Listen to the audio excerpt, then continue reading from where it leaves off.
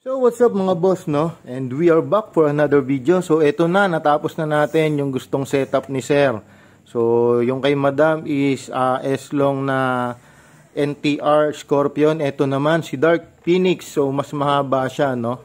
Yan, mas mahaba siya. Yan, tapos mas mapayat yung kanyang suppressor. So pareha sila ni Madam na naka 1200 na motorized magazine, no? So yan, no, napaka the best. So ang pinili ni Sir is yung spike natin na 1.5x4x30. Yan, so the best din yan, one of the best na scope natin yan. So yan, yan guys, made in Taiwan sa S-Long, no? So yan, no, napakaganda ng setup, napaka-pogi, no? Oh, yan, no. So yan yung napili ni Bossing. So yun, no, ito yung tennis natin, pumapalo to ng 480 to 500 fps.